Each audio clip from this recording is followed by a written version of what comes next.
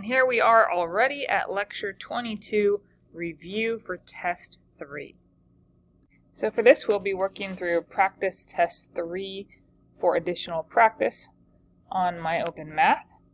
Let's first note from the directions that the problem numbers that are requiring work this time around are 4 through 7 and 14.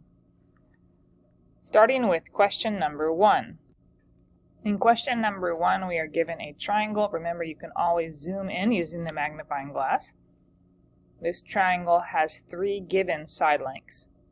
And for this triangle, we are to find the area. When we know 3 side lengths, and none of them are the height, then the way that we find the area of this kind of triangle is to use Heron's formula.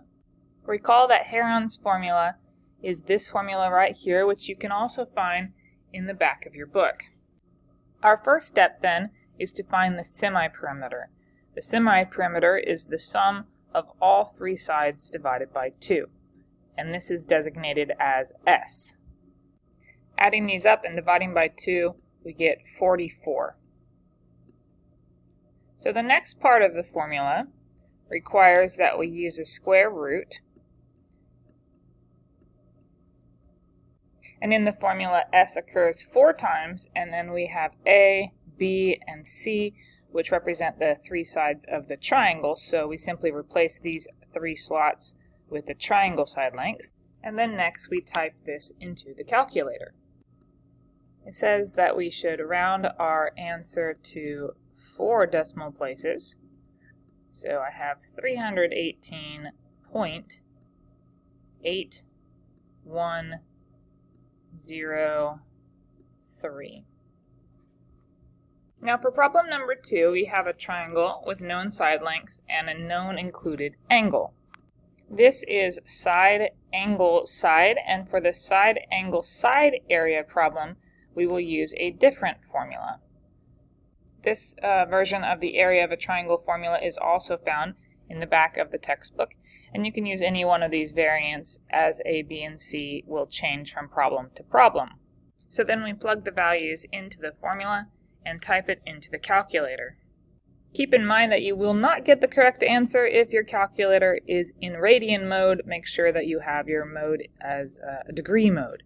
So then we are going to round to the nearest tenth in this case, which is going to be 117.9. For question number 3, we are looking at the ambiguous case using law of sines, so we need to find both scenarios of the triangle, and I'll do this one on the whiteboard. So for this problem, the first thing you want to do is draw a triangle and then label it. We know that the angle B is given to us, and the side length B is opposite angle B. A and C are not given to us. However, we know that little c is given to us. So let's fill in what we do know. We know that angle B is 33 degrees. Little b is 27. Little c is 36. So now we see that we have angle side side, which is where we get the ambiguous case. Of course, when you get to question number 3, you can already just memorize, this is going to be the ambiguous case, and here's how I do it. So what you want to do is you want to figure out what angle C is using the law of sines.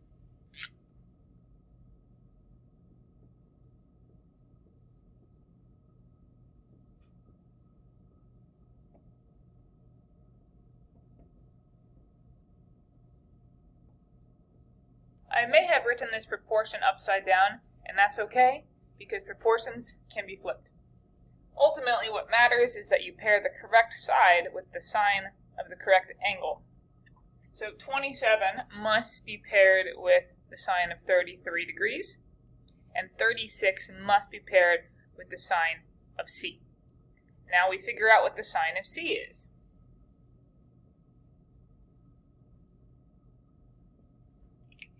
Cross multiply. take 36 times the sine of 33 and divide it by 27.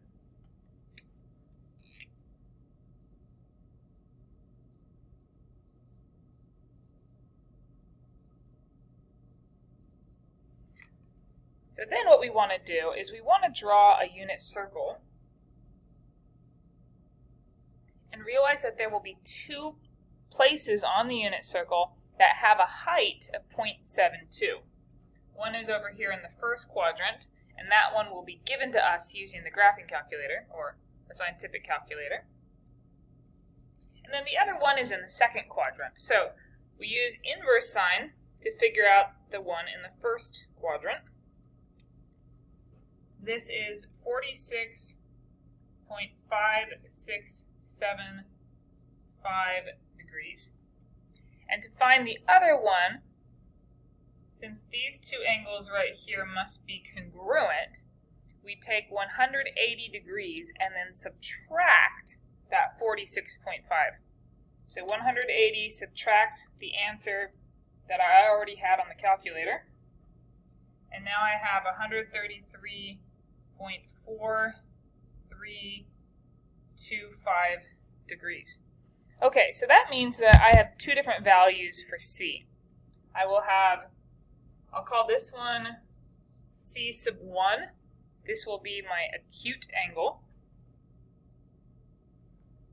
And then this one over here will be C sub 2, which would be my obtuse angle, which means I now need a second diagram. To draw my second diagram, I use all the exact same information as I had for the first diagram, except instead of making it an acute angle, I swing side B from the right over to the left, and that forces me to have an obtuse triangle. So my C sub 2 is going to be that obtuse angle. So now I will add the C sub 1 and C sub 2 information to my triangles. So C sub 1 is 46.5675. C sub 2 is this larger value here, 133.4325. It's good to go out a great number of decimal places and only round at the very end. So what are we still missing? We are still missing angle A, capital angle A, and so we can have A sub 1 and A sub 2. And we're also missing little a. So little a sub 1 and little a sub 2. So to find the capital letters, of course, we can just use the triangle angle sum theorem, that the three sides have to add up to 180. So we'll just go ahead and subtract these two from 180.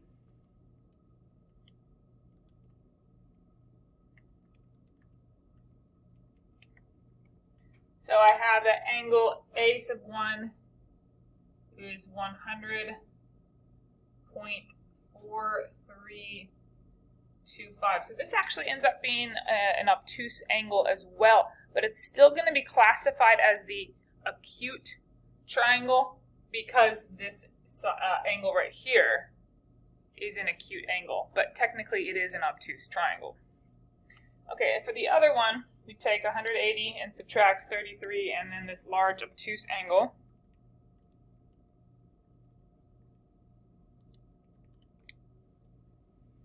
So our little angle up here is 13.5675 degrees.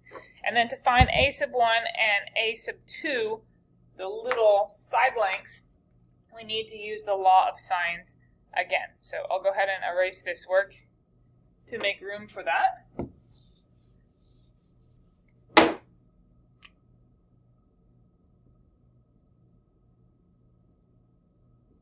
As much as possible, use unrounded values. So for both of the proportions that I will set up, I want to use the sine of 33 degrees because that's an exact value that I have from the beginning of the problem. Here I'm going to use the 100.4325 degree angle.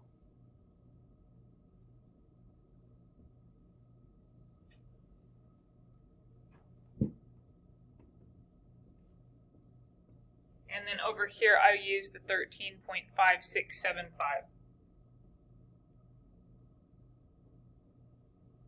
And now I use a calculator to cross multiply.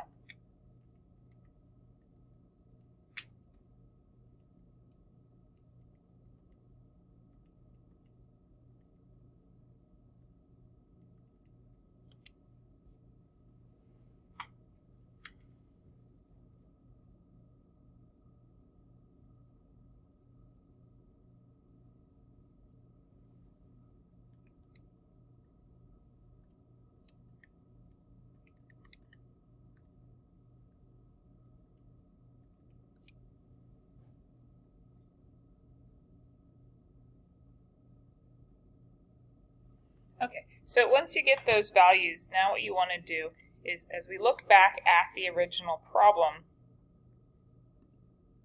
we see that case 1 acute and case 2 obtuse. Now remember, both of these happen to be obtuse triangles, but case 1 acute means that when you were searching for your first unknown angle, which would be angle C, you had two cases. You had the acute version of angle C and the obtuse angle C. So we see here that we want to round to the hundredths place.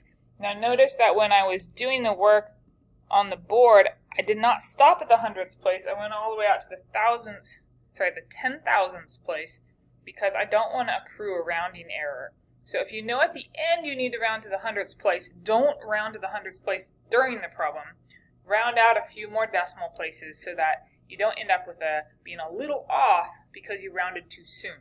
As much as possible, use the long decimals on the calculator, if anything.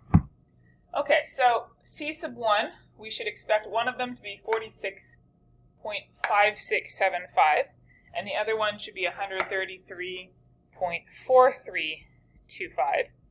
So we see here we've got 46.5675 and 133.43. Now remember, for your rounding purposes, you only need to go to the hundredths place. So that means that, let me put all of these out here, so then I'll write in what you would actually include for your answer. This first one, you would want to write 46.57. That would be the hundredths place. And then for the other one, you would have 133.43. Then I can look at all the other values that I had up on the whiteboard. Angle A and so A sub 1 and A sub 2 both match. So the values that I want to put are 100.43 degrees and 13.57 degrees. And then for little a, you want your answers to be 48.75 and 11.63. So that's how you do the ambiguous case problem. And then the next problem that we have is question number 4. And this is the beginning of a set of problems where we have to show our work. So as it turns out, all the information at the top you don't need to know because the diagram is self-sufficient. Let me zoom in here on this diagram, and then I'm going to put this diagram up on the whiteboard. The first thing that we need to find is the distance of the boat from station A. So that would be considered little b. So as we flip over to the whiteboard here, little b is going to be the first thing that we need to solve for. So it will be easy then to find the angle at the top of the triangle. We just take 180, subtract 74 and 56, and we get a 50-degree angle. And since we have a 50-degree angle here, we can now use law of sines quite directly. So that the sine of 50 degrees over 530 feet is equal to the sine of 56 degrees over the unknown number of feet here with side B. And then we're going to cross multiply. And by the way, here we are rounding to the nearest whole foot. Now in the end we do get to round to the nearest foot. I don't want to do that quite yet in case I need to use this value in my work. but I will input the value 574 feet when I enter this onto my open math. Now let's look at the next part of the problem. So next we want to know the distance of the boat from the shore, which would be this straight down perpendicular line. So you want to go ahead and add that line to your diagram. You can label it with whatever variable you want. I'll go ahead and just use the letter D for distance of boat to shore. You can use X, Y, whatever. All right, now we have a right triangle. Don't forget the right angle.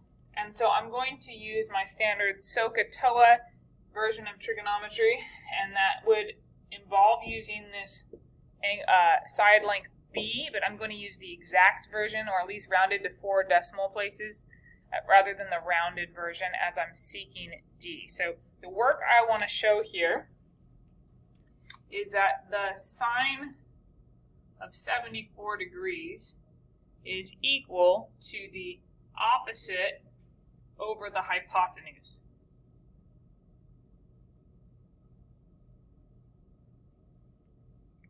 So now when I multiply that,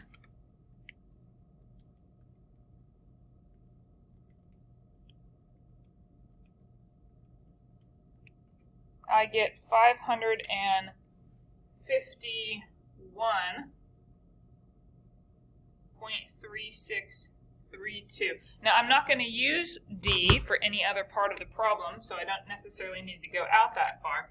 In the end, I'm going to enter 551 feet for my answer. So let's go back then to my open math. We see 551 feet. Okay, so just to recap, here's all the work that I would expect to see for your test. Make sure you have a fully labeled and correctly labeled diagram, as well as this work.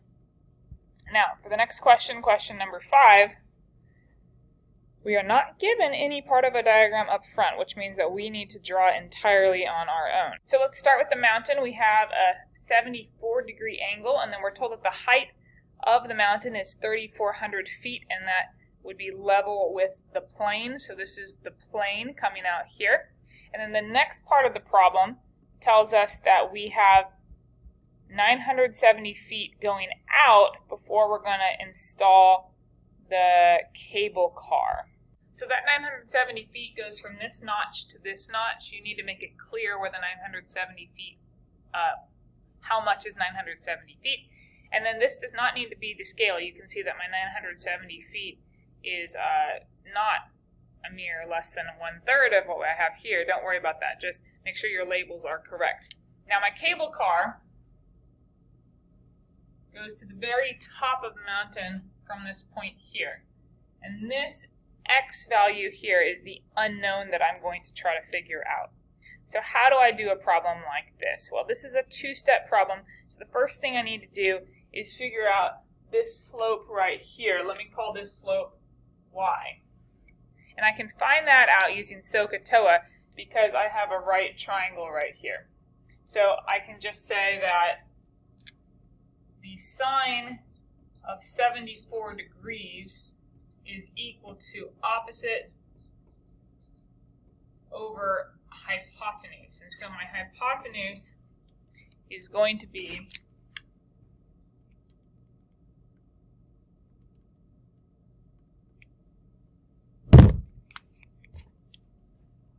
3537.0188082.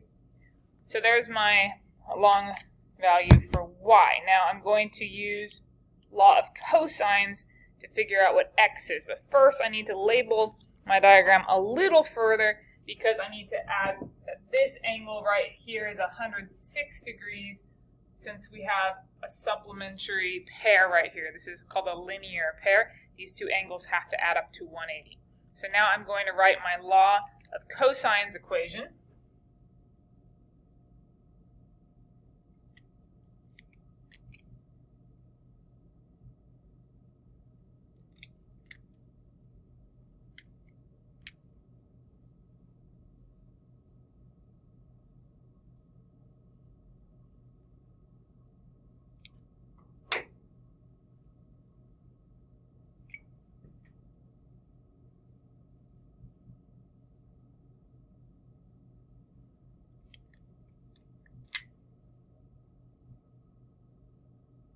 Now you'll notice that I used the letter y instead of using the value for y. So you can do that. It's a lot less writing that way. And then you can just use the answer button on the calculator every time you come to y, since we've already defined what y is equal to. So now I'm going to use what I have on the calculator, square this long decimal answer.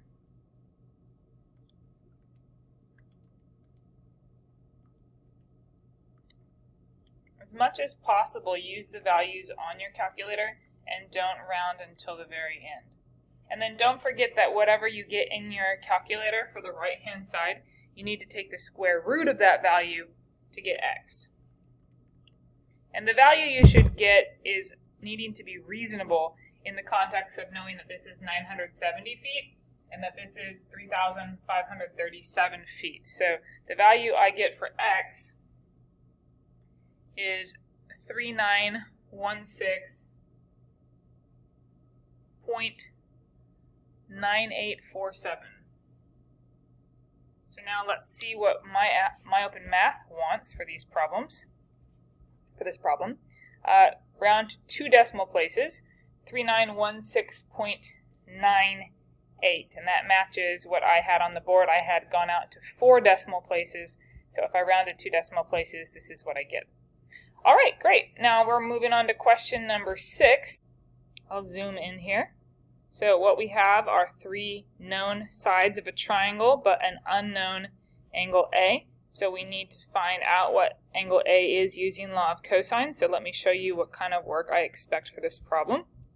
So for your first line of work, you need to show the use of the law of cosines. Now notice that angle A is opposite the side length with a measure 6, and so 6 needs to be on the far left since angle A is on the far right. Then the next line of work, and you can show more work, you can show intermediate work if you like, but the next line of work would be the approximation of what cosine A is equal to. Now if you'd like to show an optional intermediate line of work, that could help. If you get your problem wrong, that could give you more partial credit. And so that would be when you subtract 16 squared and 18 squared from 6 squared, you would have negative 544, and then that is equal to negative 576 cosine A. But as I said, this would be an optional line of work. This would just help you get additional partial credit if you get the answer wrong. What's required are the 2 parts of the work that I showed in purple. So make sure that you show this part right here and then show this part right here. And then you just use your inverse cosine button, and that would give you your, to 1 decimal place, we have 19.2 degrees for our answer.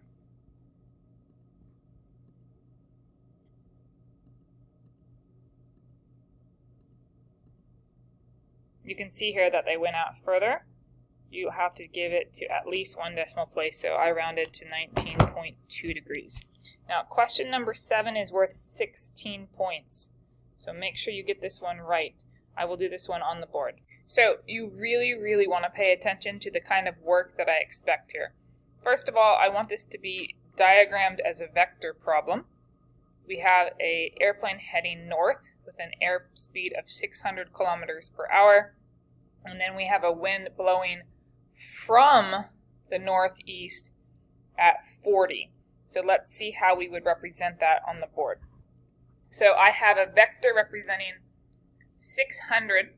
It's going to be a length that's going to be a lot longer than 40. From the northeast. Where is the northeast? The northeast is up that way. So if it's coming from the northeast, you can draw it in a variety of different places. You can draw it right here and label it 40. You can draw it right here and label it 40. You could draw it here, here. All of these vectors are the same vector. Notice that they all have the same length, the same magnitude, and they have the same direction. So it doesn't matter where you draw it, but it will matter for the sake of having a good diagram. And what we need to do is consider what is it we're looking for. We're looking for the resultant vector, and we know that because we want to see how far off the plane is going to be flying, how far off course it's flying, and then we also need to figure out its new speed, because the 600 kilometers per hour is the airspeed, but that's not the same as the ground speed because the wind will affect it. So now let's go back to the diagram and say where would be the best place for this 40 vector to be if we're going to find the resultant. And the best place is going to be right here. Okay, so what I'm going to do is, you can erase those or not, it doesn't matter. I will go ahead and put the 600 on the other side though to get it out of the way. Now of course you can draw the 40 longer. You can draw things that are not to scale, but it's usually a little more helpful for the sake of understanding a problem if you don't do that. So if we were to draw this 600 again right here, all of these placements of vectors are accurate, but you can see that the 600 here and the 40 here are creating this parallelogram. And the parallelogram's resultant vector is the diagonal of the parallelogram. So we have the 600 going north, and then you can see that the 40 is pushing your airplane back. We're actually going to end up going slower if the wind is acting against us. Furthermore, we're going to be going off course a little bit. So we need to figure out information about this triangle. Now here I have a parallelogram, so I need to zoom in on the triangle that I care about. And the triangle that I care about has a side length here of 40, a side length here of 600, an unknown side length here for the red. So I can erase everything else on my diagram if I'd like. I think I'll keep that diagram on the board, and I'll just draw a larger version of the triangle itself.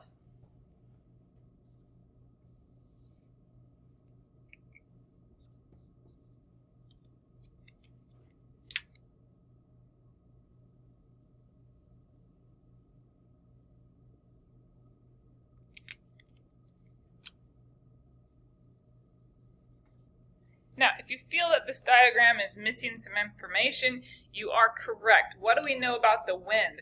We know that the wind is coming from the northeast, and that's not a vague direction, that's a very specific direction that says that when the wind is coming in, it's going to create a 45-degree angle with the north, right? Northeast is 45-degree angle from north. And so that means that by the vertical angles theorem of geometry, we have a 45-degree angle right here on the inside of the triangle. So having an accurate diagram is going to be the first step. Now we need to figure out what the length of this red vector is. That will be the magnitude of the vector, and that corresponds to the ground speed of the airplane. So now the work I would show would just be writing the law of cosines equation.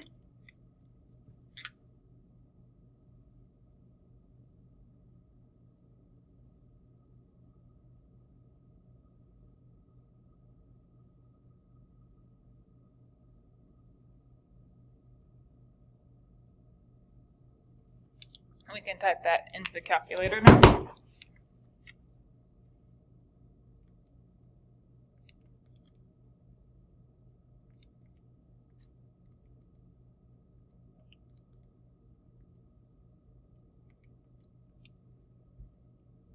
And then take the square root.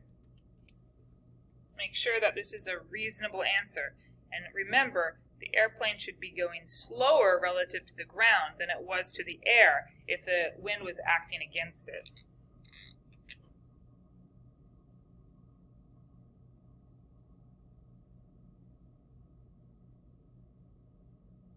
And ask yourself at this point, is this a reasonable speed for the airplane?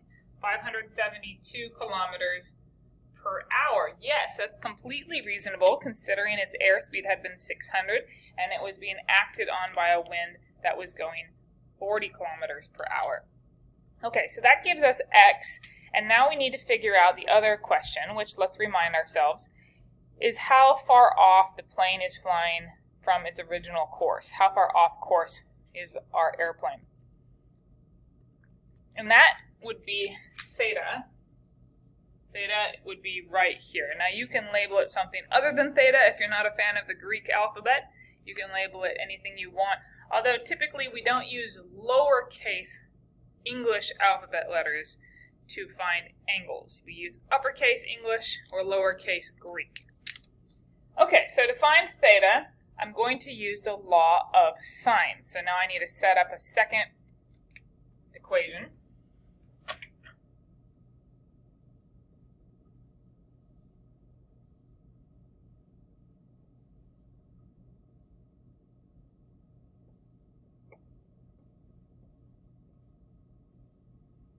The x value here, you can either just write the letter x, or you can go ahead and write the value, 572.4149. And then I encourage you to continue to use the answer button on the calculator. Use the unrounded values from your calculator so that you get the most accurate result.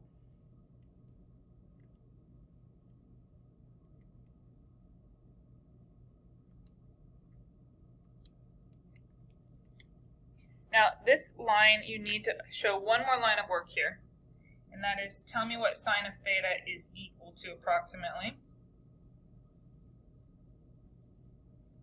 So include this line of work as well. So here you only had to show one line of work before you went to your answer.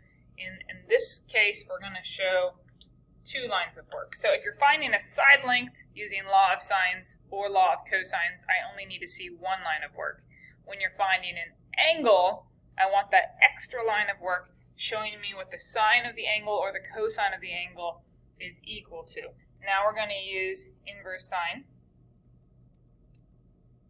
And I end up with the answer here, and that is that theta is approximately 2.83 degrees. Now let's go back to what my open math requires. 2.83, you can see it keeps going, and then we have kilometers per hour. So what kind of answer is it looking for? Does it say? It does not say how far out you should go. So let me go ahead and add that then to the text. I will add that for number 7. I'll have you go to the hundredths place for accuracy. So as I said, I'll be adding instructions that you need to round to the nearest hundredth. And now I just realized I put the degree symbol here, and that was unnecessary because the word degrees was already included. So you do not need to include that degree symbol there. Okay, so question number 8 is a little 2-point question. We need to write JK in component form. Just count over how many boxes and how far up you then go. So from -3 to +6, you would go to the right 9 boxes. And from a height of -1 up to +2, you count up 3 boxes. And that's why our answer is 9,3. Now notice that component form does not use parentheses. You need to use these sideways V. Alright, so if you click, you should be able to find a way to write those sideways V's. Alternatively, if you use on your keyboard the less than sign that's above the comma, and then the greater than sign above the period, that would be acceptable. And so even if my open math marks you wrong, if I see the sideways V's, I'll know what you meant. Okay, question number 9. Find the component form of the vector b. If the magnitude of vector b is 3, and when drawn in standard position lies in quadrant 3, and makes a 60-degree angle with the negative x-axis. So how do we do a problem like this? So we don't have to show any work, but it would be advisable for you to go ahead and draw your xy plane and then add vector v to that plane in quadrant 3. Now we're making a 60-degree angle with the negative x-axis, which means that you're going to have your 60-degree angle right here. And so you can solve this problem in two ways. You can either figure out what this point is using a right triangle. You can use SOHCAHTOA. That would allow you just to, shoot down this perpendicular to the x-axis, figure out what this side length is, figure out what this side length is using SOHCAHTOA. Alternatively, there is another formula, but in order to use that formula, you do need to note the fact that the angle that you're looking at here is 180 degrees plus 60, so you have a 240 degree angle. And once you make the observation that you have a 240 degree angle, then the answer can be quite easy, because you just need to take the magnitude of vector v, multiply that by the cosine of your angle, which here we'll call theta for the sake of the formula, and then you take the magnitude of your vector again and multiply that by the sine of your angle, and then that's the formula for figuring out the components. So we could do this one quite easily. So, of course, the cosine of 240 degrees, and notice that we need exact answers, so we do need to use unit circle values here. The cosine of 240 degrees is, you can look on the unit circle right here, and you can see that you've got negative 1/2, negative root 3 over 2 for your value at 240 degrees. And so you just substitute these cosine and sine values into here. So then you could write it like this. And no work is required for this problem, so to whatever extent you need to show all this work, that's up to you. And then that's negative 3/2 and negative 3 root 3 over 2. But do pay attention to the fact that you do need exact values for your answers. So now let me erase all this and let's see what my Open Math has. The exact same thing. Good. I'm glad that they are showing it not in decimal form, especially when they say give exact answers. Okay, question number 10. This one is worth a little bit more. We have the I and the J notation here. We want to find the magnitude and then the direction. So I would advise that you start with a diagram.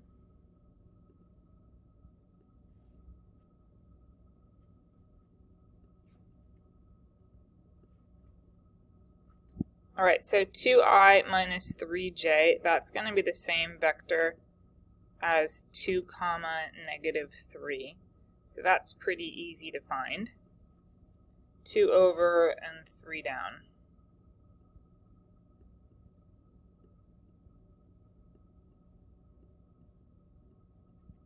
So my vector has this arrowhead at the end. Okay, so the magnitude is going to be simply the square root of each of these components squared. You can use the Pythagorean theorem, or you can just remember that this formula will always work. You just take the square of each of the components, add those together, and then take the square root. This is the Pythagorean theorem, ultimately. And so we have 4 plus 9, which is the square root of 13. So that one should be pretty straightforward.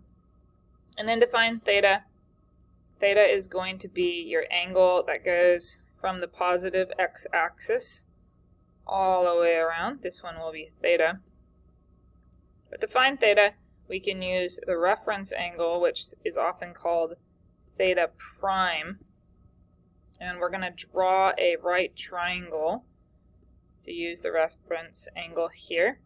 And so since we know that the side length here is 2 and the side length here is 3, we can find theta prime using that reference triangle. Alternatively, you can also just use the fact that we know that the tangent of theta, the real theta, the tangent of the real theta right here, not the reference triangle, is going to have to be y over x. And in the case of using that formula, you will have a negative 3 for your y value. But remember that when you get your theta value can apply to both the second quadrant and the fourth quadrant. So you do need to pay attention to which quadrant you're in. Furthermore, if you use the arctangent button on the calculator, in previous problems you were in degrees. So let me just put this as a little warning for you here. You need to be in radians. Okay, previously you were working in degrees with that airplane problem, remember that? So now you're no longer working in degrees, you are working in radians. Switch your calculator to the correct mode. Once you switch to the correct mode, and then you use the tan inverse button, you're going to end up with a negative value. You're going to get that theta is equal to some negative radian value. And I'm getting 0.9828 roughly. Now, our answer, though, needs to be between 0 and 2 pi. So this theta value here is coterminal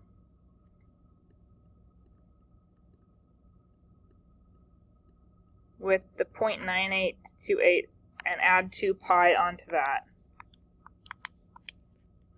And you get 5.3004.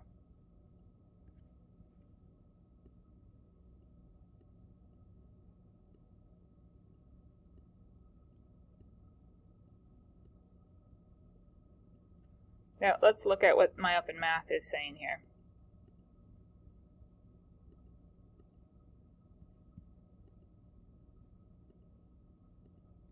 Okay, so what I'll do for the directions here is I'm going to ask for an exact value for the magnitude, and then I'll ask for an approximate value here to 4 decimal places. Okay, so question number 11 is a nice happy problem. So first we're going to graph vector u. So we're going to start at the origin, and then we go -3 back and 0 up. You might actually have something that goes up and not just 0. And then vector v. You have a choice for vector v. You can either start where you left off for vector u, or you can just start at the origin again.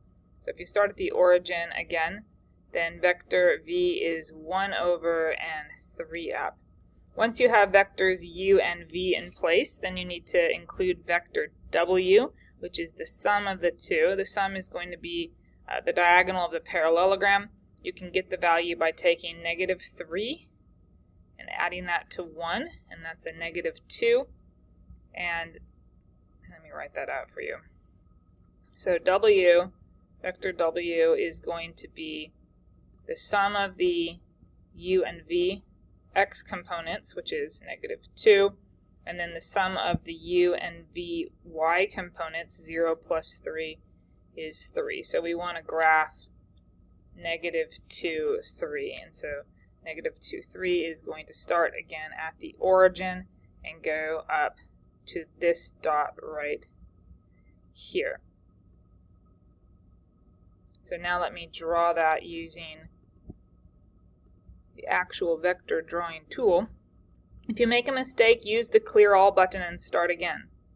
Don't draw 5 billion vectors. -2, 3. So there you go. And now for the answer. The answer is drawn a little bit differently because you can start at -3 if you want. It's an option. It's not required, but it is an option that when you draw your second vector, you can start where you left off and then draw your second vector there. But either way is okay. So you can draw it like this according to the way the directions, or sorry, the answer key shows you, or you can draw it the way I did. Either way is going to be okay. So this same vector drawn over here, that's okay as well. And then you can see that in either case, this green vector here, that green vector is vector w, and that one is only going to have one possibility, and that is you draw it as the diagonal of the parallelogram right there. That's why it says one possible approach. Okay, question number 12. This is worth 4 points because this is a pretty simple problem. It's just got 4 parts to it. So you want to identify whether in your head or not. Let's look quickly at these a little up close. You can see that U is -1, -4, and V is -4, -4. So you're just going to want to keep that in your brain as you're doing these problems. But if you want to see some work, so here's U, -1, -4. So every time I see a U, I can replace it with -1, -4, like that. And then V is going to be, as we said, -4, -4. So I can show my work if I want to. You don't have to, but I thought, hey, I'm the teacher giving you a review. I should show lots of work. So -4, -4 for V, so let me add that down here. So then for U plus V, we just add the X components, so that would be -5. And then we add the Y components, which would be -8. And then here we're going to subtract U from V. Sorry, I didn't mean to draw that. That's a -4. So -1 minus a -4 is -1 plus 4.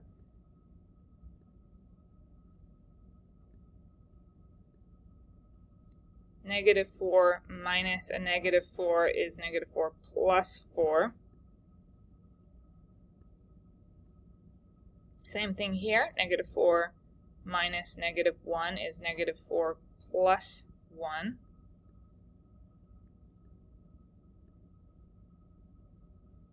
And notice that these two answers here are opposites, which you would expect. U minus V should be the opposite then of V minus U, in the same way that 4 minus 7 is the opposite of 7 minus 4. Here is a scalar multiplication of a vector. So we write this as -2 times 8.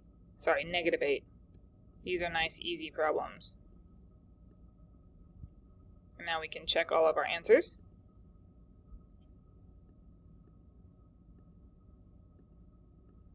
There you go. Question 13. Okay, so we want to find the k value so that vectors A and B are orthogonal. So let's review. Orthogonal means perpendicular. Perpendicular means that they form a 90-degree angle. So that means that the angle between them would have a cosine value of 0. Now what we want to do is use the geometric interpretation of the dot product. Now on page 340 of your textbook, we have that theta is defined as the angle between two vectors U and V, and that the cosine of theta is then equal to the dot product of vectors U and V divided by the product of their magnitudes. So now in order for us to have a 90-degree angle, we would need to have a cosine value of 0, right? Because for the 90-degree angle, you have a cosine value on the unit circle. You have 0, 1. And so that means that the cosine of theta is equal to 0.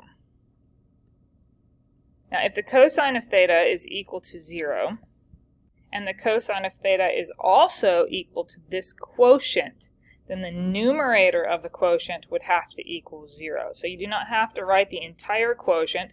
It is sufficient for a numerator of a quotient to equal 0 for the entire fraction to be equal to 0. So what we need to do is we need to find the dot product of U and V. Now in this particular case, U and V are replaced with vectors A and B. So specifically for this problem, the dot product of vectors A and B needs to equal 0. So what is the definition of dot product? The definition of dot product is found on 339. So what I'm going to do is I'm going to look at the two components here. Here I have the x components, and I need to multiply those x components together. So that would be 2 times 4.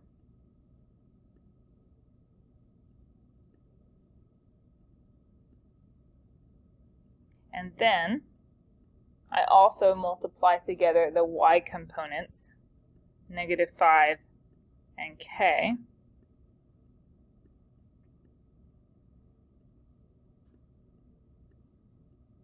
And now I need to figure out how we get 0 out of that equation. So all I need to do is move the -5k to the left-hand side of the equation, and then 5k is then equal to 8.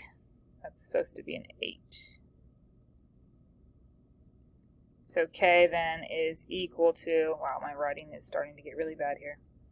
Sorry, it's the later in the recording, the worse the control gets. Okay, so here we can go to the answer though. Hey, there we go. Question number 14, this is also a show your work question, so let me show you what kind of work that I would like to see for this question. So first of all, I want you to show finding the dot product. So specifically what I want you to show is actually plugging in the components, -5 times -2 plus 5, 1. Write that entire line out. Don't skip the middle bit, okay? I want you to include that so that I can see that you are doing the dot product. Next, you're going to show me the geometric interpretation of the dot product, and you're going to use specific variables for the problem. Do not use vectors u and v, for example, if the vectors are a and b. The second thing I want you to note is that you're not allowed to just use lowercase letters without a vector symbol. You need to use correct notation. And this is the correct notation for handwriting. You can use the A with the single half arrowhead, or you can use the A with the full arrowhead. So a half arrowhead or a full arrowhead, either one, but this is how you write out the vector. And then you have the magnitude of each of these vectors as a product. Now, I'm not going to require you to show the work of finding the magnitudes, although you are welcome to do so. So as optional work, you could show, for example, that the magnitude of vector A is going to be the square root of -5 squared plus 5 squared. So if you want to show that, you can. Otherwise, you can just write your magnitudes into your equation here. 5 root 2, and then the magnitude for vector B, this is also optional.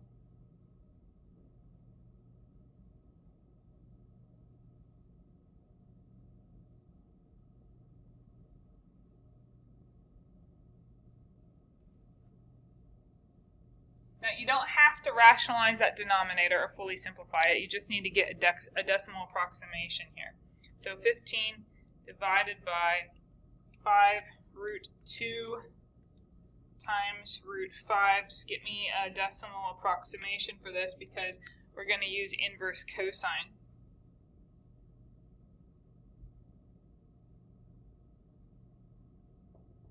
Now, we need to use